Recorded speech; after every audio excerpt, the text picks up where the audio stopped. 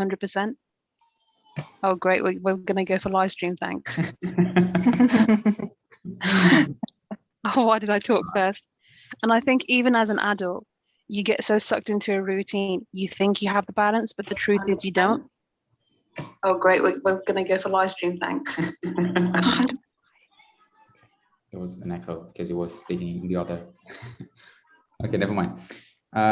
Okay, so you don't have control enough in order to strike a balance. Is that your point? Yeah. I think it's about rekindling each stage of your life in the best way possible.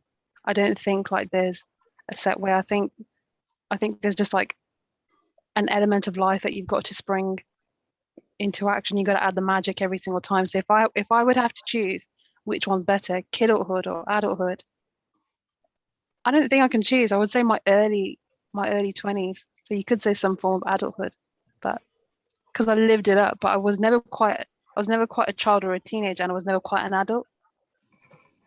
So I definitely would say my early 20s was the best. So I wouldn't even say kidulthood or adulthood, in the middle. Since I've been living. Your teenagehood. Yeah. Was the best because you had some control, but not much responsibility. There was a direction, and I knew it, and I enjoyed life. Interesting. What about everybody else?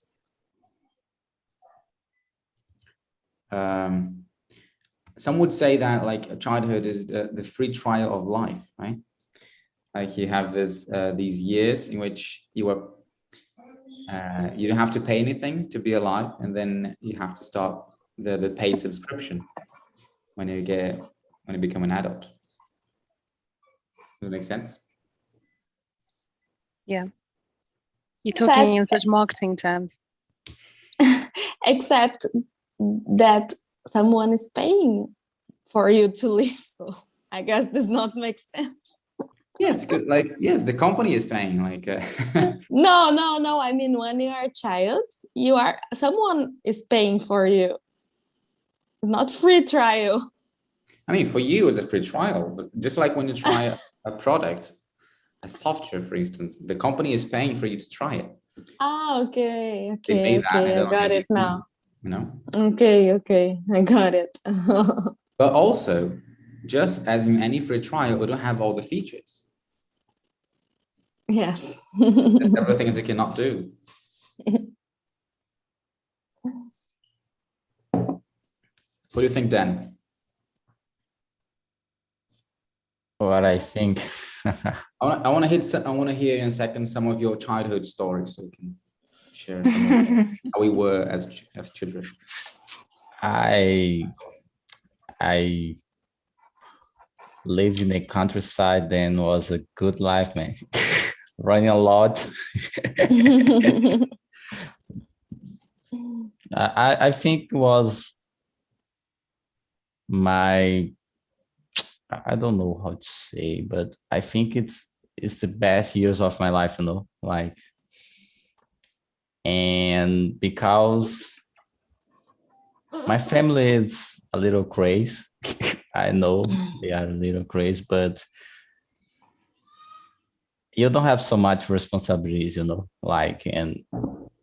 when you started to have to make a lot of choice, sometimes it's so overwhelming. And because I think it's not to everyone that way, have people that have to work when they are a child, and have people that have responsibilities since they are child, it's the childhood. And in my case, I didn't have it. Then I just did what I wanted. And was amazing. Now it's complicated because every choice have problems and solutions, and when you choose something, you don't choose the other thing, and you have to put it in a balance. And some ways you have it to, and I feel sometimes that you have to start to make rules to feel free, because if you don't make rules, it's like you you have so much choice that you don't choose anymore, you know? Like you have to start to make some rules in your life to decide things, because you can choose everything and everything can let you do, can let you to another way to do different things, and it's complicated. It's so complicated. Life is not easy, man. Don't cry. And I'm trying to say something because I'm so tired and I don't, my mind is it's still New York. But I got you. I'm trying to say something that mean something. I don't know if it had some mean. Didn't make any sense. Please repeat.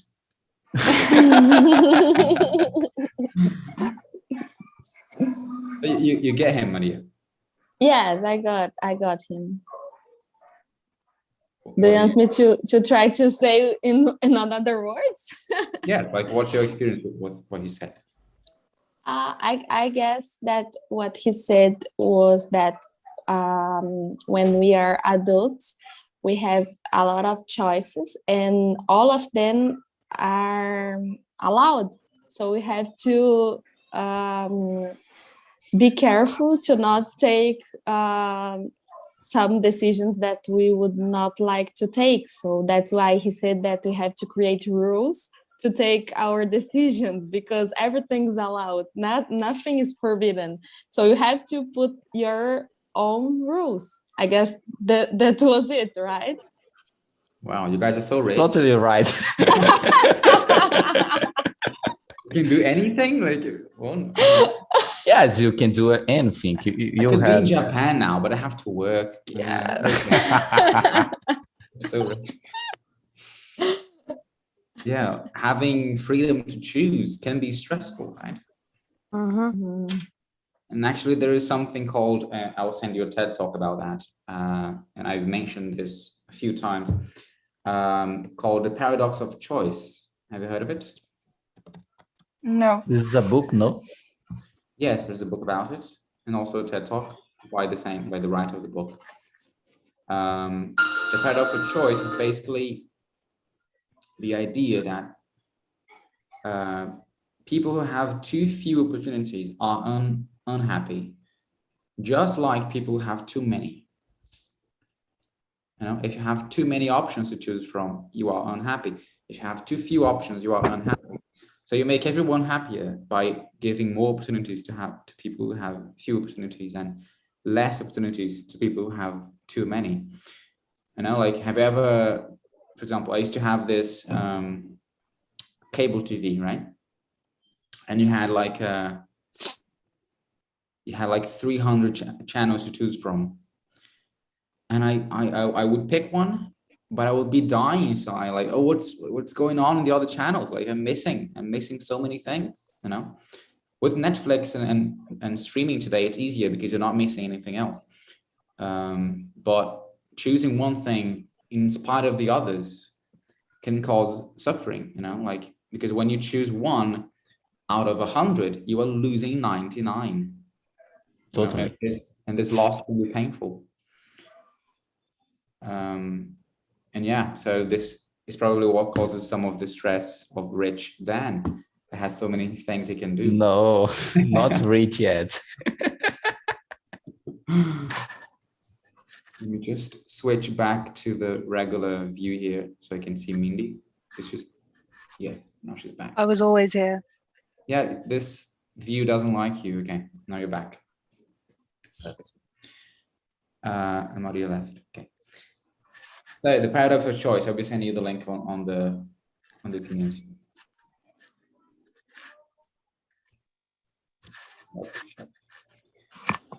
And then you were happy too as a child, right, Dan? So you didn't feel like, okay. Oh, this is your point. You were happy because you didn't have to choose. Yes. I don't have to choose so much, you know. I just have to do things. So, then it's, I don't know. Sometimes I think this is like an illusion, you know. You think that you're happy, but you don't know if you are. I remember that I read sometime a research about people asking to poor people if they are happy, and they just answer, yes, I'm happy, but they don't know the basic meaning of happiness, like they believe they are happy because other people say, you ask and they just believe that they are happy. And for example, they have to struggle so much to remain, to have food and everything, and they don't know how to live without this kind of problem, They don't know how to, and it's complicated sometimes to see what happiness really is, It's really complicated. But I can I Yes, sure. when I guess that this is related with the fact that we are getting more materialist.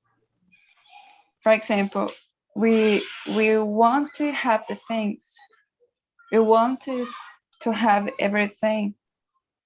When I was a child, I used to read a book that he it's a child history, and they talk about this with child.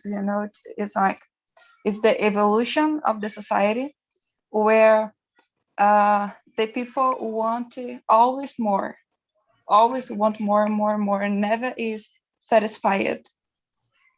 And I think that this is a thing that is related with the fact that we always want more. But we don't want to lose nothing until we, I don't know, think about it and make a choice that really will fit in your personality or something like this. I guess that make the things more easier. It's easier. Yeah, easier. Very good. Interesting how these two things connect. That Dan said that poor people felt they were happy. Sometimes these little wins, right? Like, oh, I could have lunch today, like these little peaks of happiness might just cause a general idea of happiness. Yes. While if everything is victory, like you don't feel those peaks, so your general feeling and overall conclusion, I don't know, of how you feel might not be as happy as poor people. Does it make sense? It's like when we are thirsty and we drink a cup of water and oh my God, water. And then when we drink the second, oh, it's water. And the third, oh, it's water. I don't want more water. I see. Yeah. The more you drink, the less appealing it becomes. This is an interesting comparison. That's your point, right? Yeah.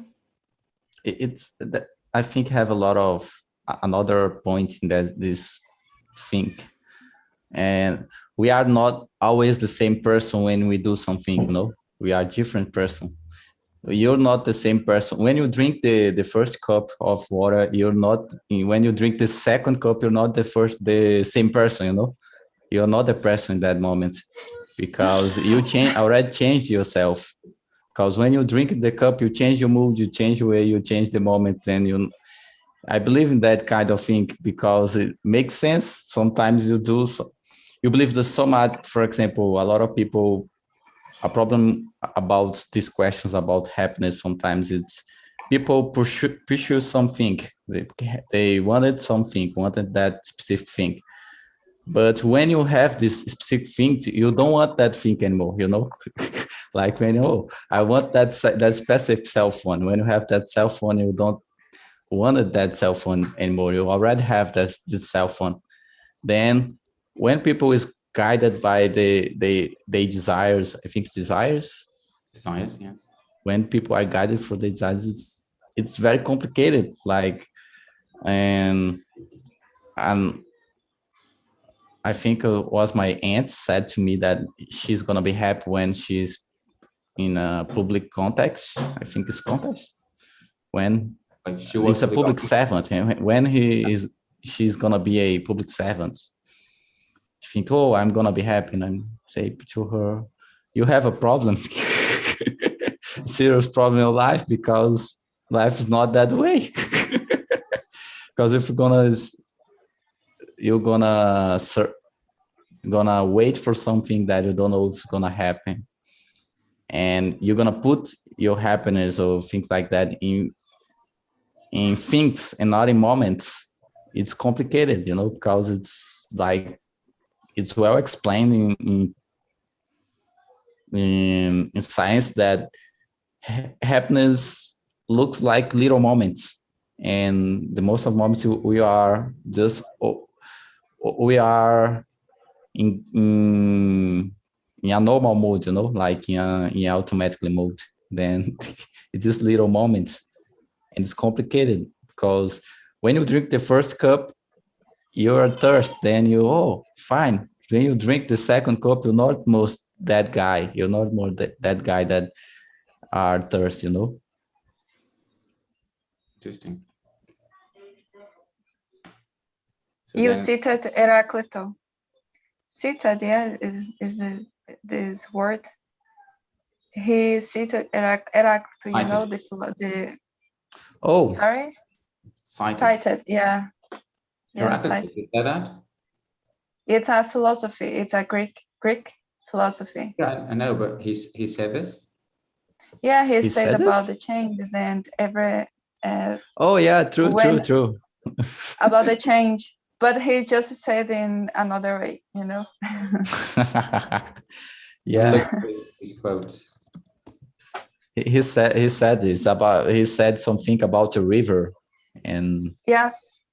I know this thing. Look, let me show you guys. So Dan is the reincarnation of Heraclitus. We know that. A man's character is his fate. You cannot, I think these are quotes, quotes.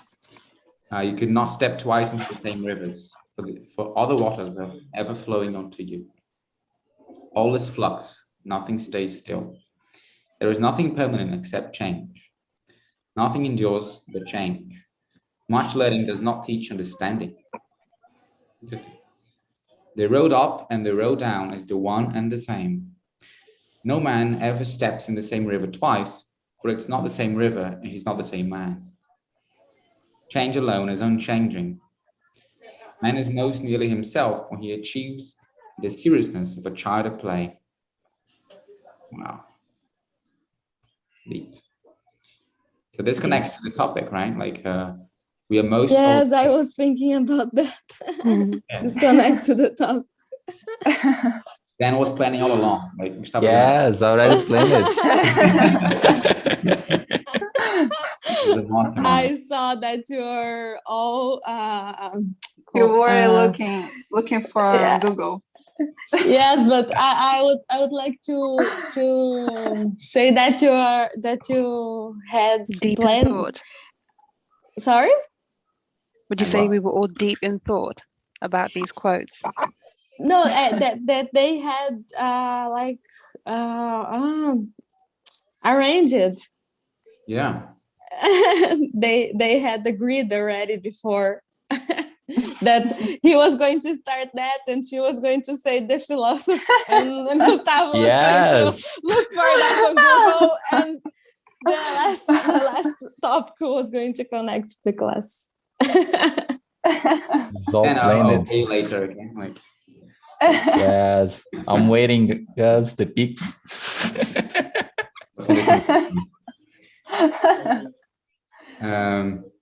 Interesting. So what do you think of that? That a man's true version is like when he's a child at play.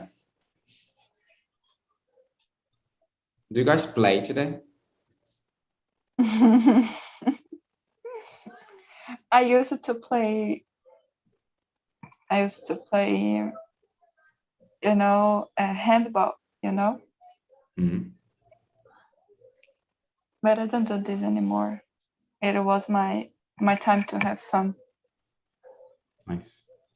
Yes, I guess the sports that we practice, it's a way to play, but in a play of adult. Yeah. I have this idea of a business that I might start in the future, of a place to play like a child without judgment.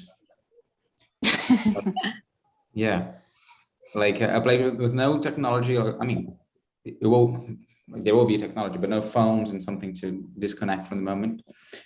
And then you play like tag, and you play like hide and seek, and these old, things. And tag is really fun. Have you seen that video I posted on the community? There's a world,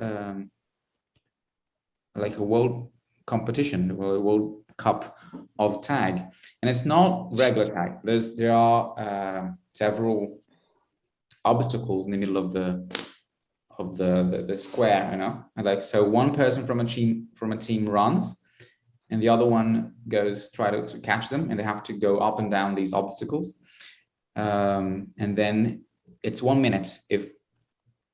If the catcher touches the runner under this 1 minute, like, there's a point for this team, and if the other one is able to manages to escape and not be touched within that 1 minute, there's a point to the other team. It's a lot of fun. So we can find other levels of old child play. And what do you think of the thought that adults adjust children with more expensive toys?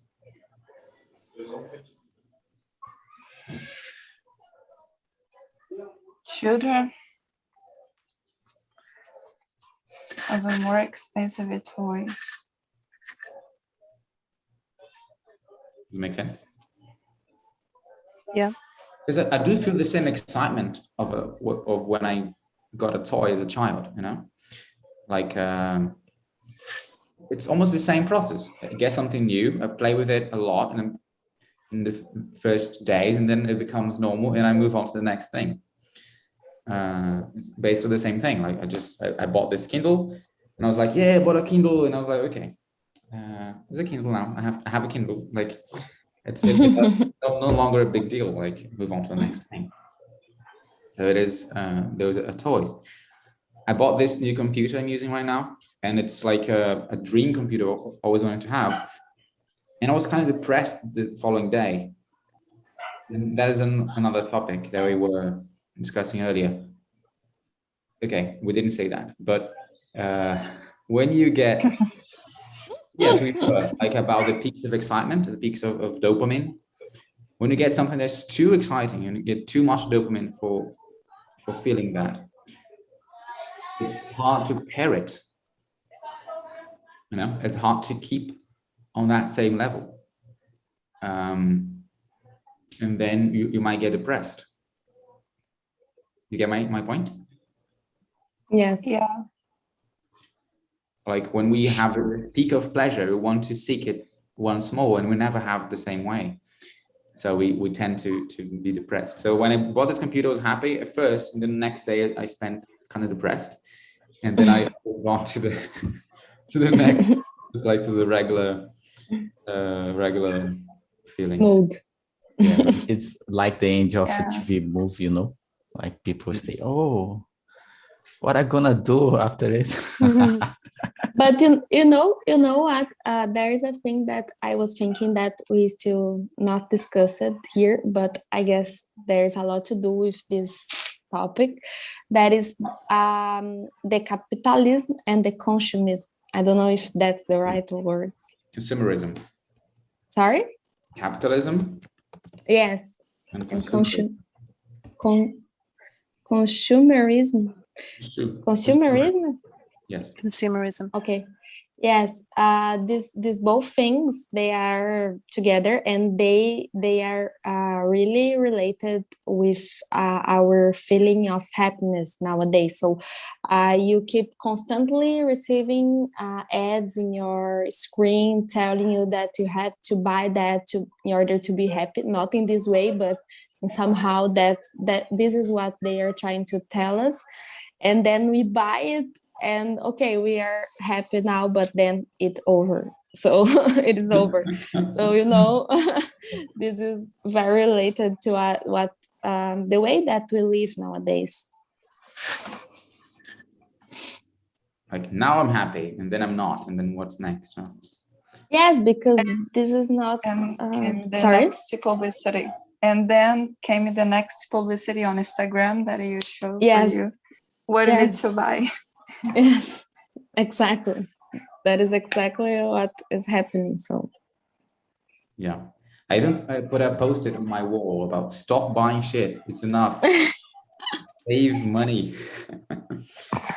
Because then we kind of sabotage ourselves sometimes with this kind of impulsive purchase. We first convince ourselves that we need something, and we tend to act more with the more immediate for immediate pleasures instead of like long-term goals. Like I am a nomad, so I want to move elsewhere, but I'm not saving money to do so. So what, you know, who am I if I'm not being consistent with what I think I am? You know, I consider myself a minimalist, but I'm buying things instead of saving up money to travel, you know. So I'm favoring immediate pleasures instead of, you know, long-term goals. mm-hmm. But it does make sense, because if I have a Kindle, I don't have to carry several books with me, you know, like this is at least all I tell myself to This is your excuse. yes. This is what I told my mother. My mom said, aren't you the minimalist? You know, you're buying things. Oh, if I have a Kindle, I don't have to have other books. I have one object, and it does make total sense, you know. But just have to buy everything at once. There is another theory that calls essentialism, I guess, in English. Is that right? Essentialism, yes. Yes. So maybe that's what you are. Maybe you're not a minimalist, but you are essentialist. What is an essentialist? I don't know exactly, but I know that it's a book about it. And I understood that the minimalist is when you have few things, and the essentialism is like when you have what you need, but I guess it's not always has to be few, you know. I guess, I'm not sure. I guess that's the concept. I think essentialism is about do just little things, you know, be focused in less thing and stay present doing less thing, you know, to choose what is important. I saw this meaning one time. It's almost the same thing of minimalist, but use it through your entire life. But in the case you don't need, you use it through your entire life. For example, if you are a minimalist, the most of the time people say this concept about things and not about you and your life, you know. Mm-hmm. Minimalism, it's about it. Yes, it's too, but people don't use it most of the time to it. It's my sister. Another. Hi. Jonas, it's you. You're leaving? She's going out? No, she's getting home now. Okay. And I believe this is a good way to live, but it's complicated because, for example, I had the same thing that Gusta had, that I had to buy a computer, and I stay 4 months thinking I had to buy this computer. But yeah, it's this thing that ask for me. Yes, I stay a lot of time thinking about what I'm gonna buy, and I'm gonna buy it. When I say that it's complicated, make choice to me, because all the time I stay saying to me, I don't need to buy it, but I gonna be back to the thinking and stay looking at it and say, I don't need to buy it. And it's not very good because I didn't buy it, but I stay a lot of time thinking, oh, this is great. I don't need to buy it. Yeah. I think there's very few things that are as pleasurable as walking out of a purchase. Like we're about to buy something that you think you need, and then you don't. And you're like, wow, I really feel good about that. Like Totally. out of a purchase, you know? I've been doing that a lot lately. Have you? Yeah. What have you been almost buying these days? It's just nonsense stuff like, you know how you get those jelly beans, like an air freshener for your car? I pick up the most expensive one because I said, I can buy it and it smells nice, so I'm going to buy it. Then I tell myself by the time I get to the cashier just to pay for it, I'm like, I don't need it. Then I just put it back. I've been doing that so much. And you don't even have a car, right? I'm kidding. Like, I've got a car. So I just been, yeah, I just nonsense buy stuff. Sometimes I say, oh, let me buy a jumper. Let me buy a pink jumper because I can. Then by the time I get to the till, I'm like, okay, no, I don't need it. I have 5 of the 5. I have 5 pink jumpers. No, I always do that. I've been so bad. I said to myself, just don't go out. Just stay in the bin. Yeah. That would be funny if you know, when you buy little bins for your car, but I don't even have a car. Yeah. Totally unnecessary. Oh my God, that's too much. Yeah, I was so bad because my friend recently had a baby, and I saw a really expensive baby carrier which had reduced in price, and I thought, oh my God, let me get that. But wait, it's not my baby, so why am I doing?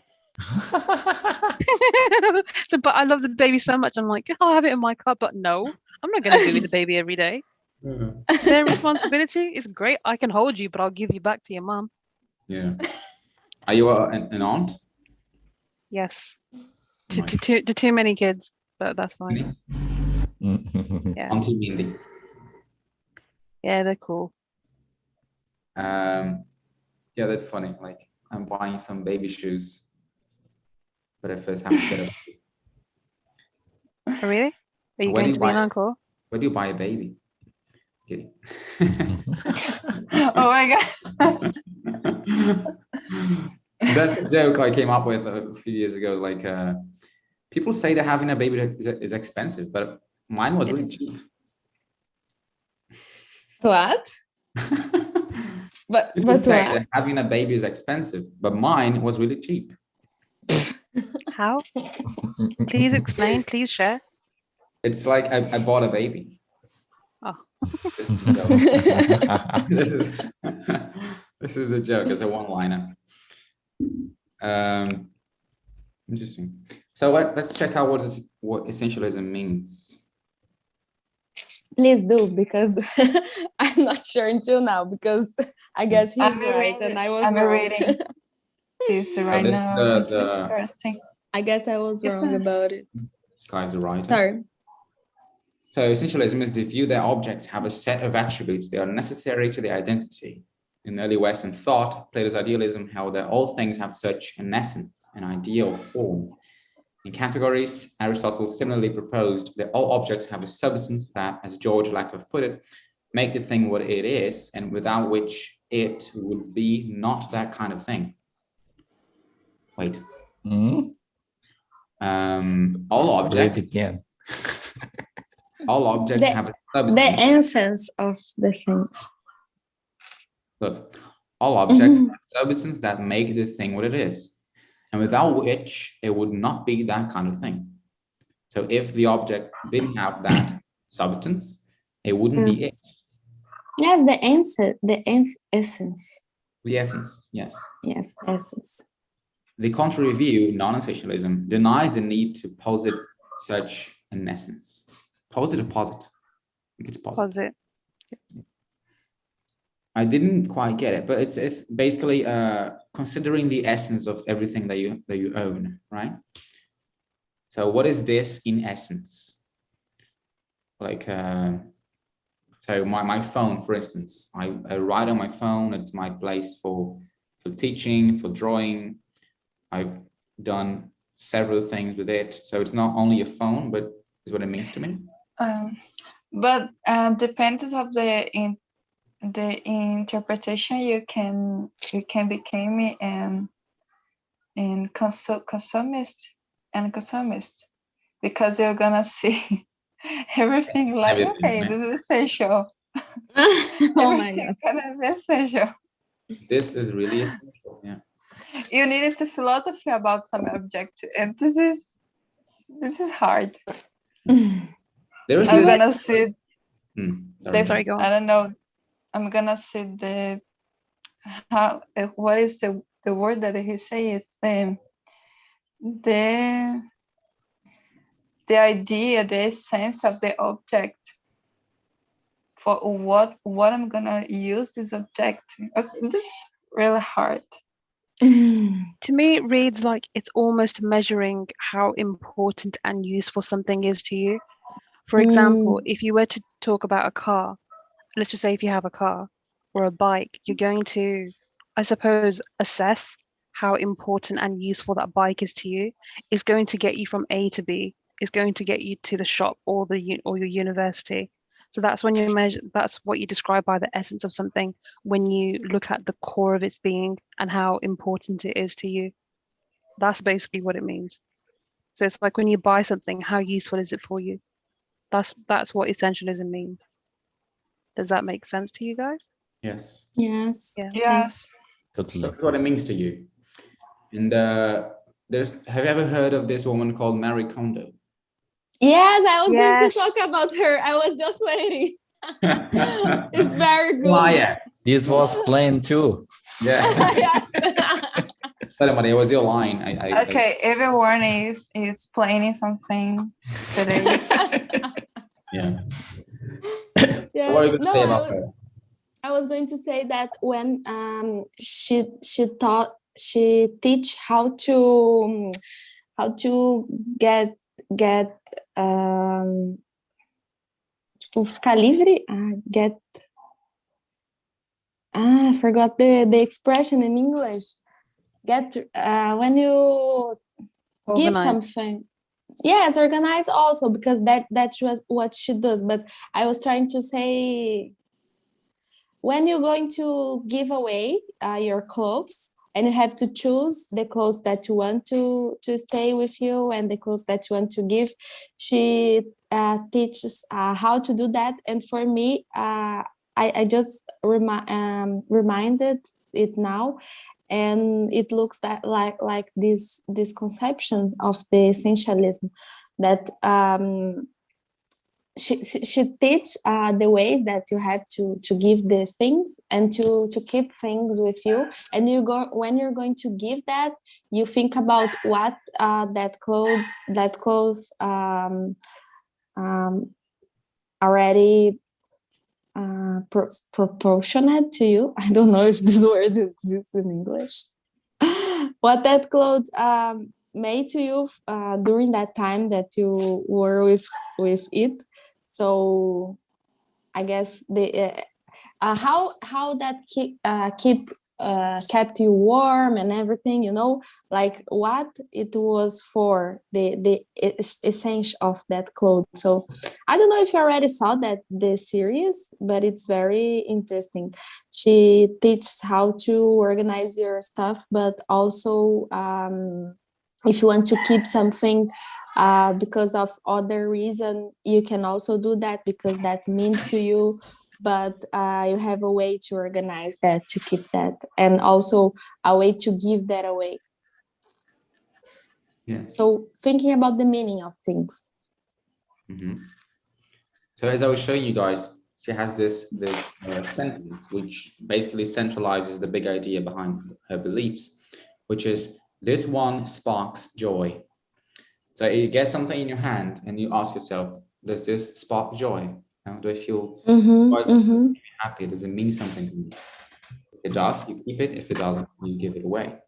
But this is hard to tell because people who are hoarders, what's a hoarder? Yes. Yeah.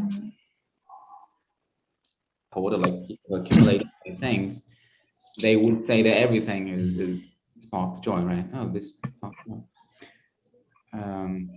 I looked for the expression that I was trying to look for as get rid of. Yes. Get rid of. Yes. Is it easy for you guys to get rid of things? Sorry, it's easy what? For you guys to get rid of things, to give Get things away, rid. to leave things behind.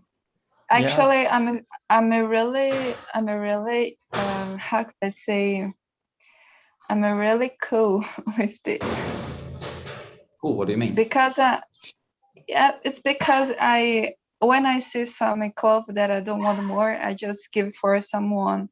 Or if I want to cut my hair, I will cut my hair. I'm not how could I say, apegado. How could I say this? Attached. Not overly Attracted. Yes. Yeah, attracted with my things. Overly attracted with my things. So I just to my things. I just let them get the way. Then you said no as well. Yes, I don't have problems to get rid of anything. I'm not so attached to things, Like I really like this chair. To give it away to me. no, because it's useful to me, man. I guess normally we are not attached to things that we don't use anymore. Mhm. But if someone wants something that you still use, so you have to make an effort to give that. Yeah. I think that one of the main thoughts behind hoarding, behind accumulating things is, I will use it someday. Yes. And I see that in my mother a lot. Like I want to throw things away, and she's like, oh, I might use it in this specific situation in the future, So you buy it again. Yes, like, but if it were important, you wouldn't have forgotten it exists, Mm. I don't know. It's not that simple though, I know. But that's how I try to have her throw things away. I used to have this problem with my notes from university and the high school, and with my books. But since the day that I discovered that everything is on internet, so I used it to give them all. Throw them away. I tend to be overly detached of things, and I would justify that by saying I'm a minimalist. But this is not true. I do that because I'm a consumist, because I want to give everything away so I can buy everything again. Yes, I want to have the hype, the high of buying new things. But now I'm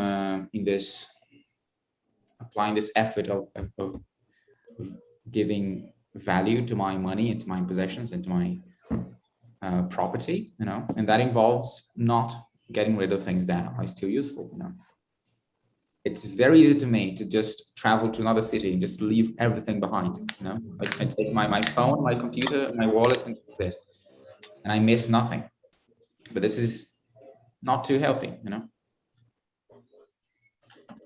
financially.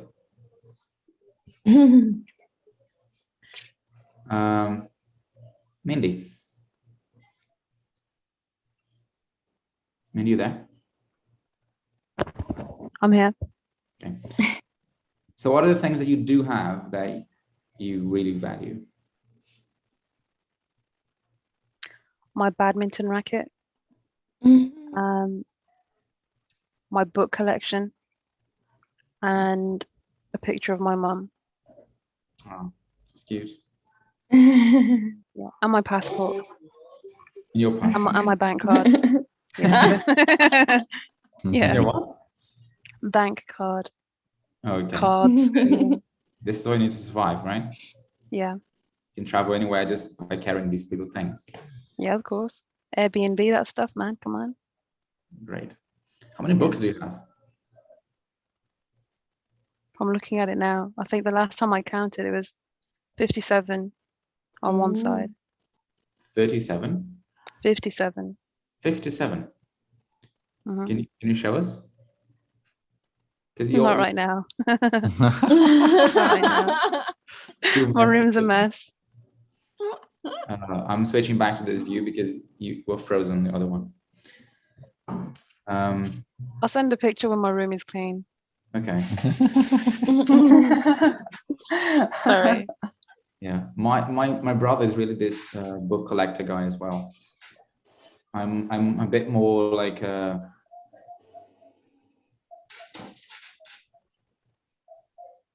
I don't know how to describe that. Like I focus on the use instead of the possession. So I read a book and this is it. Okay, move on.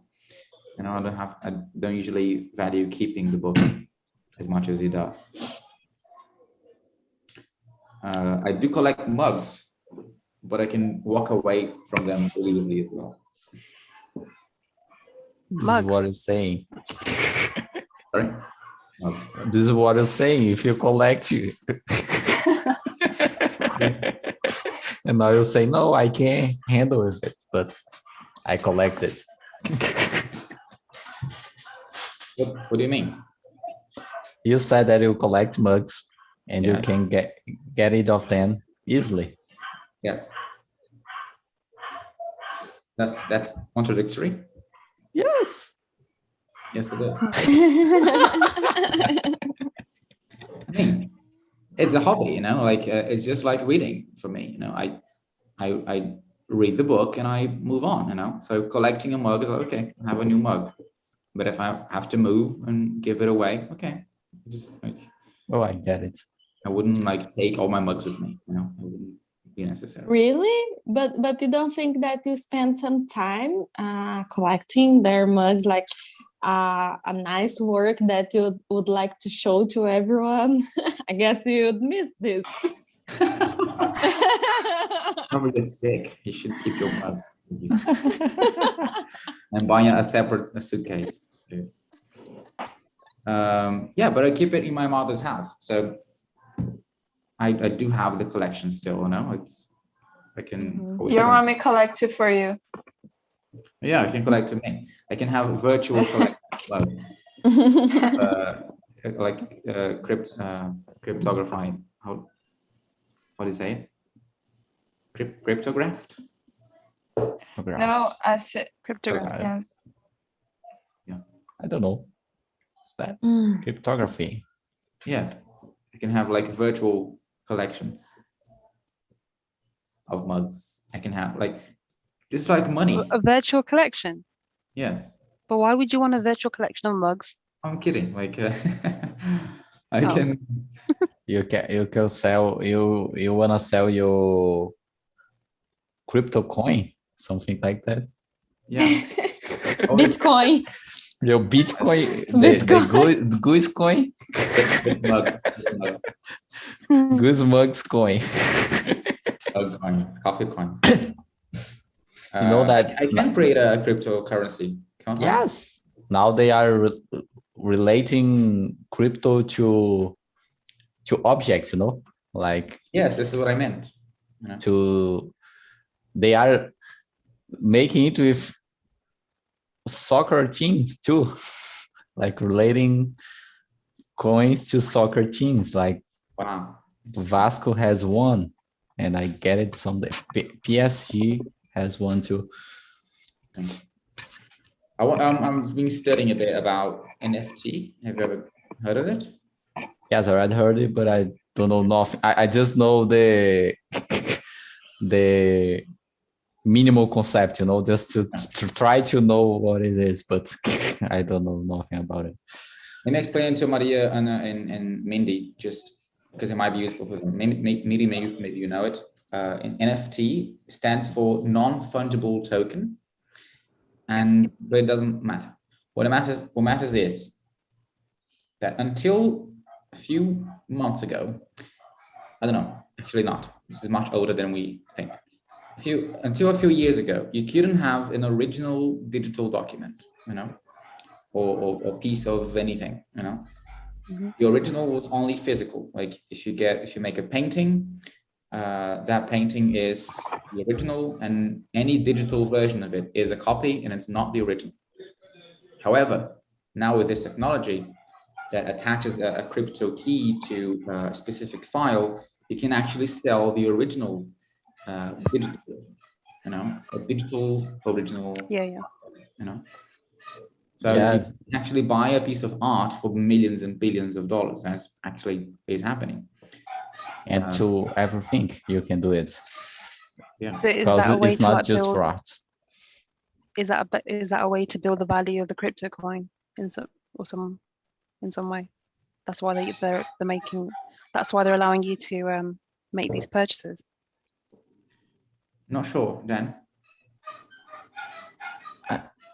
I don't know totally.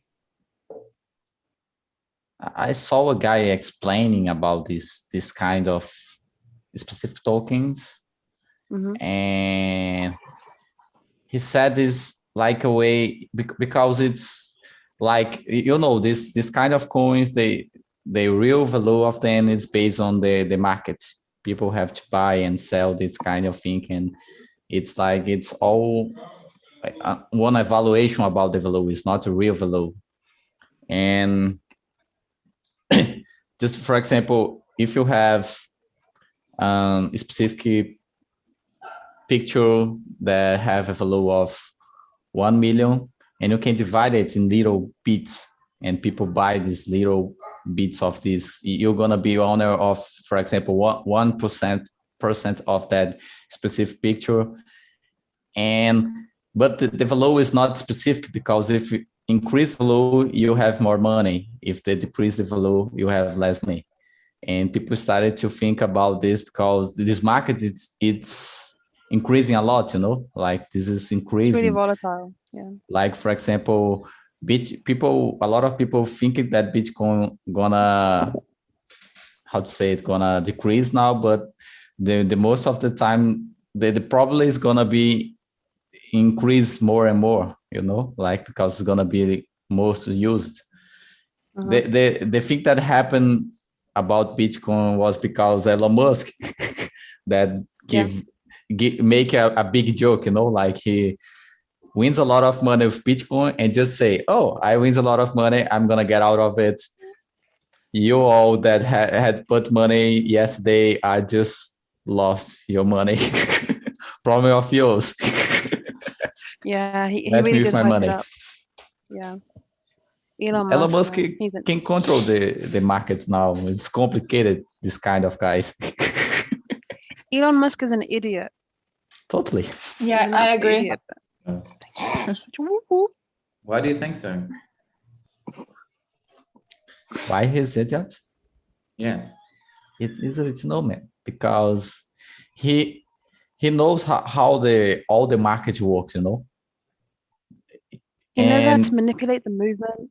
Yes, he manipulates He everything. Manipulates everything, yeah. To work his way. He knows that these crypto coins increase when great companies invest in it. Then he says, oh, I'm going to invest my money in it. And he puts it in his Twitter. And when with on the top of it, he says, okay, I'm going to sell it because I already made my money.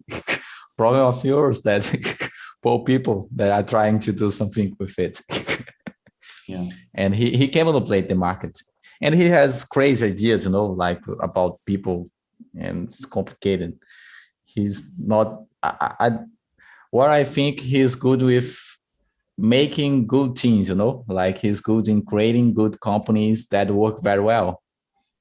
But who people believe. Who is he? Elon Musk, you don't know him? He's an entrepreneur.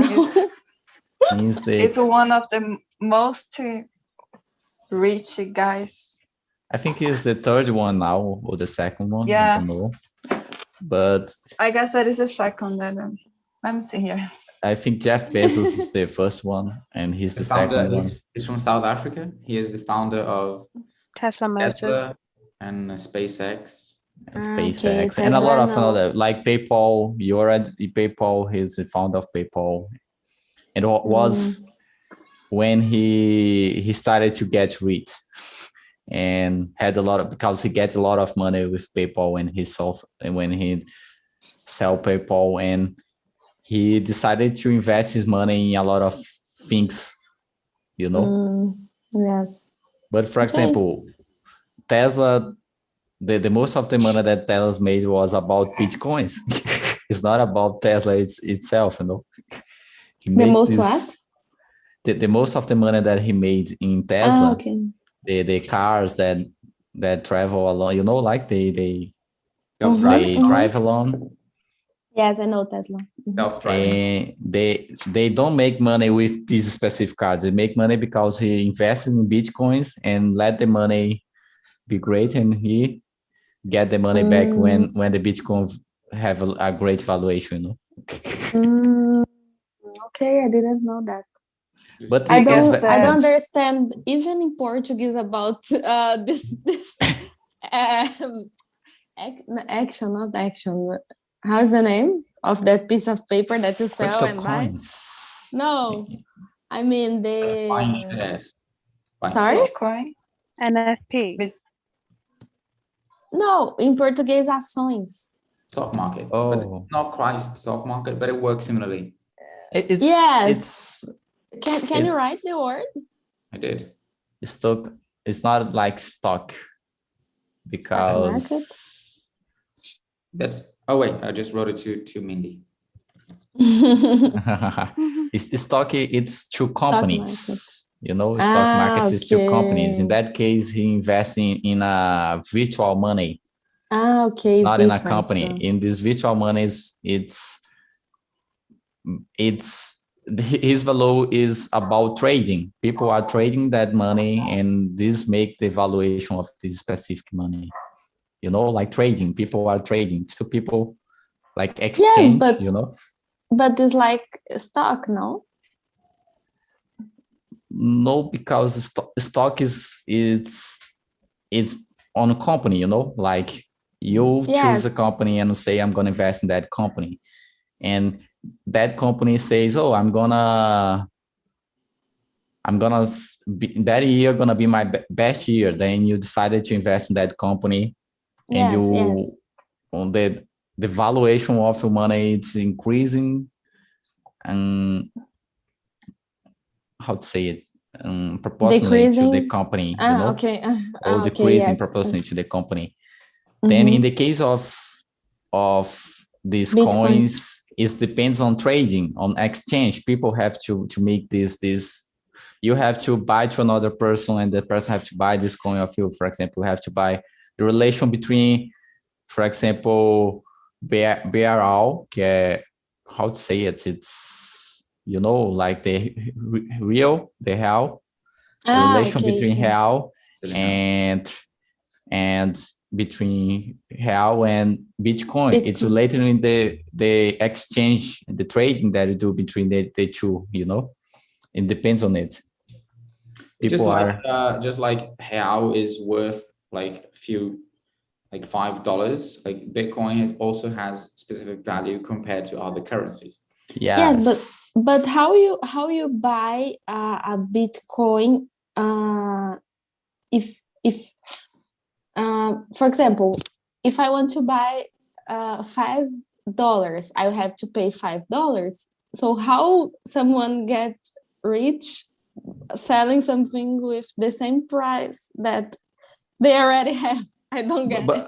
But if you buy $6 and if you buy $5 in 1 year, the value is $10. You're selling $10 now. Okay. You get it. Now I got it. Okay, I got it. Like if It's the concept of delayed gratification. Yes. Yes, totally. You have to wait a lot. You have to what? Yeah. Wait a lot. You have to wait a lot. Okay, to sell again. Okay. It's like stock, but stock is with companies, and this is nothing to do with company, but you wait to sell a stock, right? But stock is more easy to control, you know, to see how it works. In the case of money, it's more complicated because it's basically based on international relationship between countries and everything like that, and have a lot of points that can happen, you know, like a lot of more complications than It's harder companies. to preview. Yes, this is more Yeah, complicated. with the stock market, the prices are always determined by a lot of things like the relationships between countries and like politicians, any issues that arise, how wealthy that country is, how well they're developing. There's lots of factors that really affect the stock market price. So it's always like getting, if you get like, let's just say England's only worth £1 at the moment on the stock market because we've lost our value, and the prime minister's making really poor decisions. We have to build our relation and build our value, which in then affects the stock price. And the more we build it, little by little, it will basically increase in value, and then we will look like we're in a strong position to be able to buy other stock prices from other countries, and they will then see our profile.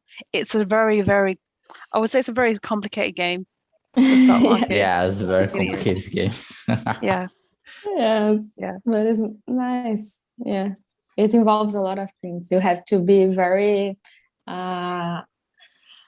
paying attention to what is happening in the world, right? Totally. Yeah, you have to be aware of three things: risk, reward, and repercussions. Oh, we have a Yeah, teacher so- here. No, I just watch it, but I don't play with it. Trust me, I don't want to lose my money. No way, I work too hard for it. Sorry, I have to answer my door. Just give me a minute, please. You can continue there. Okay. Sure. No asking you. Okay.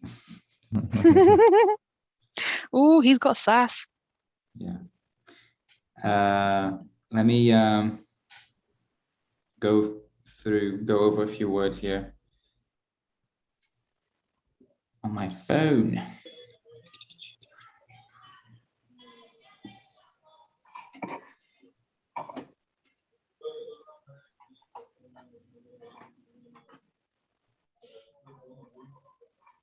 Okay. So just a few things. Pronunciation here. How to pronounce this one? Theory. Yes. Theory. Theory. The sound of E. Theory. This one. Then you have been saying stay sometime. I think you're saying that, to stay time. And this is a direct translation from Portuguese. In English, you say to spend time, okay? Great. Spend time. So I spend a long time thinking about it, for example. Or I spend too long thinking about it.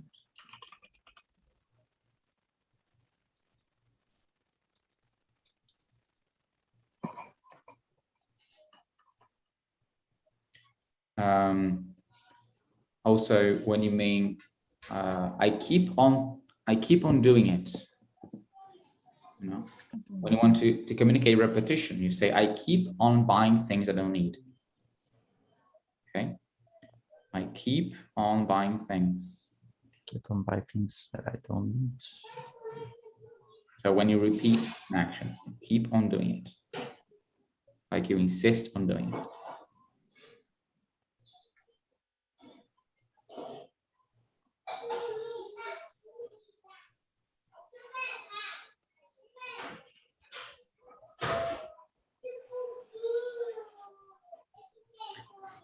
Remember, remind, what's the difference?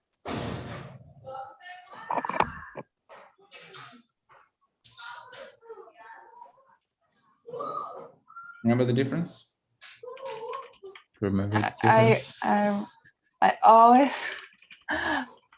forget. Or you always remember. Yeah. Yeah, to remember, think of member, and to reattach the pieces of something, you know, like to reconnect. So you yourself can get different pieces of something and put them together to form an image or a thought or a memory. So I remember something. I myself remember something. I recollect this information. Oh, Sorry? it's a good way to see this word, because Yeah. I always saw it's the same thing. Change some things in the contest. I just gave up of it. Understand. Yeah, you can have this in mind, to remember, to put the members together, right? And there's a synonym of that, which is to recollect.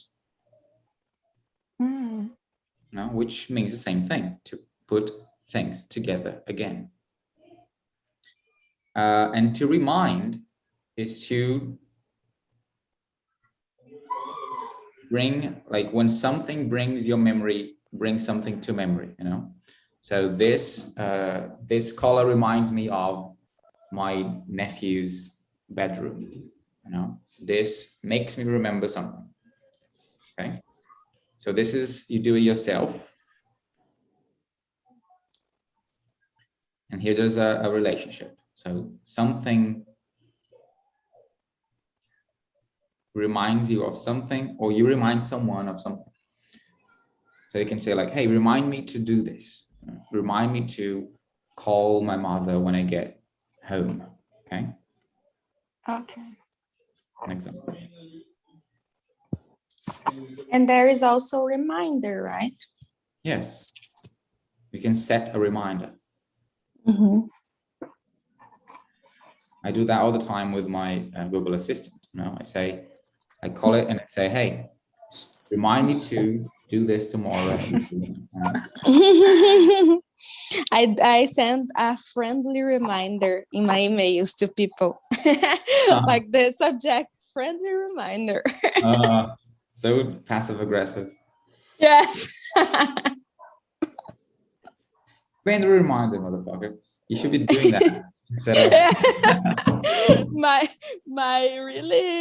willness is to say another thing, but I say friendly reminder. Hoarder. What is a hoarder? It's someone who collects things. Yes. Accumulator. Accumulator. Hoard is a word for treasure as well.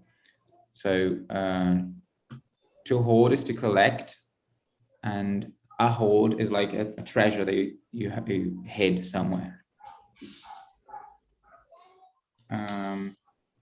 Yes. So a hoarder can also be seen as the opposite of a minimalist. Overly attached. So attached, and the opposite of that is detached. Okay. To be overly something is to be like, to do something in an exaggerated manner. So I'm not overly attached to my things, or I am overly detached to my things. Two. Attached to, detached from. Attached to, detached from.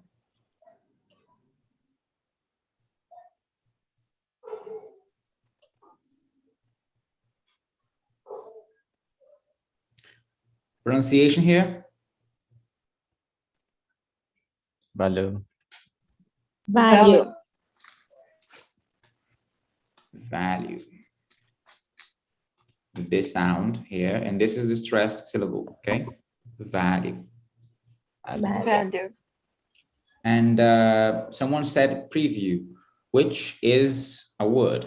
Like you can see a preview of something, like a thumbnail that moves, like a trailer. A trailer is a preview of a film, right? Okay. But you meant here to predict. You cannot predict what's going to happen. I said that. This is to predict. So the stock market is hard to predict. Like the stock market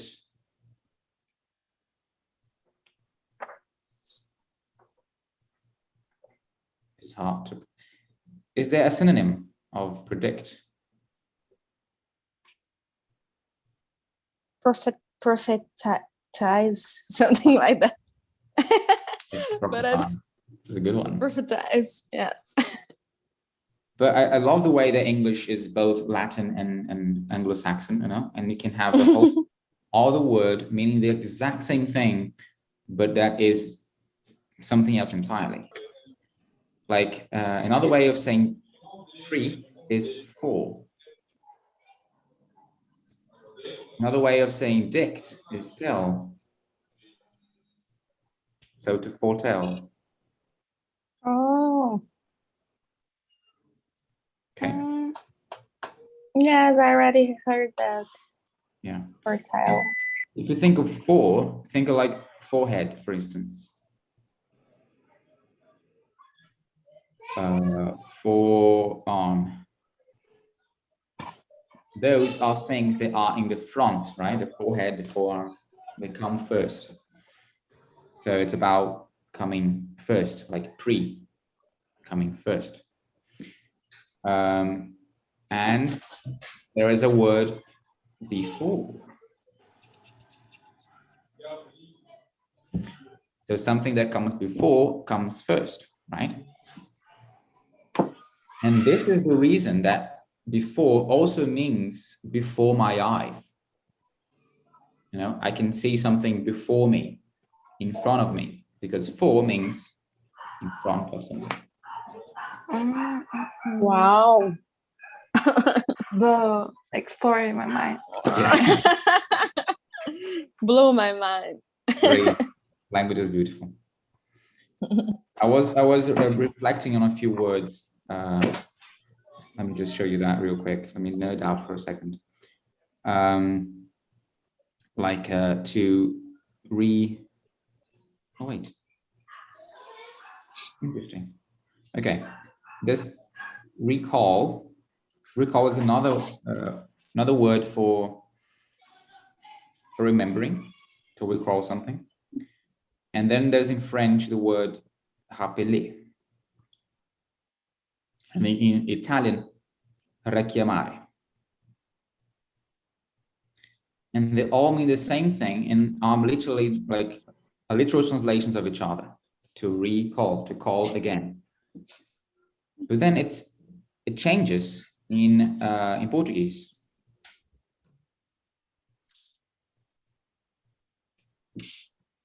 Reclamar means to complain, mindie.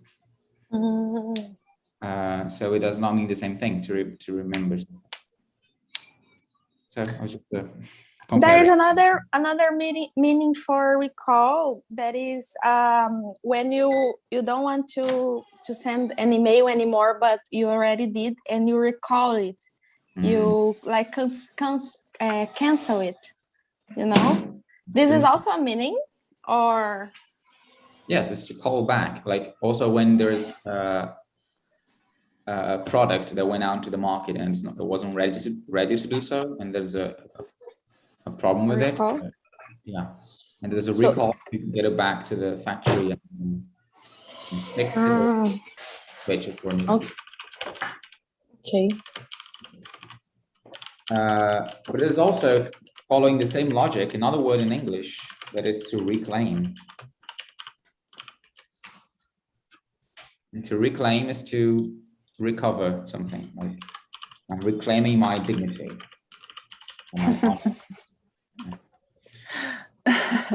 Yeah.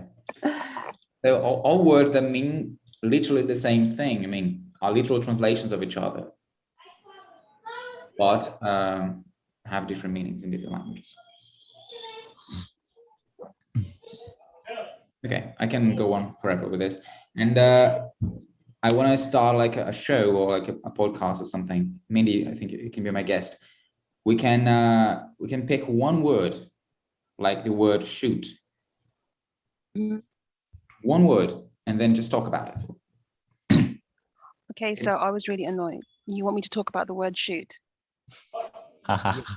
Yeah? Okay, well, let's hear it. Let's go.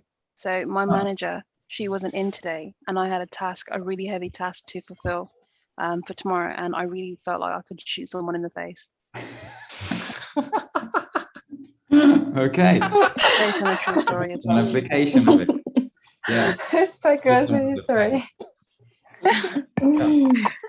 Not that I'm saying I carry a gun, because I'm not that kind of person, but I'm just saying figurative speech. I really felt like But you know, like you can use shoot for shooting someone in the face. You can use shoot instead of shit. Like, oh no, shoot. Oh shoot. You can shoot a dog, like shoot. Like shoot also created a word in Portuguese. This word comes from English, guys. Did you know? So true that we use it for football and for basketball. You know, and chute means kick in Portuguese, but it also means shoot, like in basketball. And it's the same word, and it also is a word in English, like parachute. So there's. I know another one. Like sorry, I'm eating. You know when you are, I don't know, playing cards and you say shoot, like send me, something like that. Yeah. You know? So like hit me. Say hit me. Hit me, yeah, like hit me. Or if you want to take a guess, you can also say shoot. Usually, I don't know. Can you? I think it's used when I have something to tell you. Like, hey, I have something to tell you, and you can say shoot. You know? Okay. So, or you can use it as an expression when you've forgotten something. Oh shoot, I forgot to do that. yeah. Instead of shit. So like you can go on forever about one word, you know. And it's just one meanings. We can also go into pronunciation and grammar and all of the things. So I was thinking of calling it like a word brew or something. And we just boil it down to its essence. Boiling it down is also like.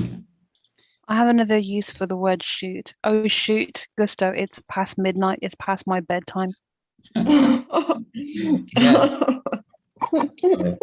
Hint, hint. Guys, can you show up so we can take a picture?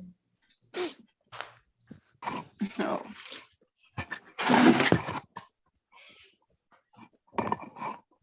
Okay, if you have a mug near you, can lift it. What is having champagne or something? Is that a baby bottle? No, this is my water bottle.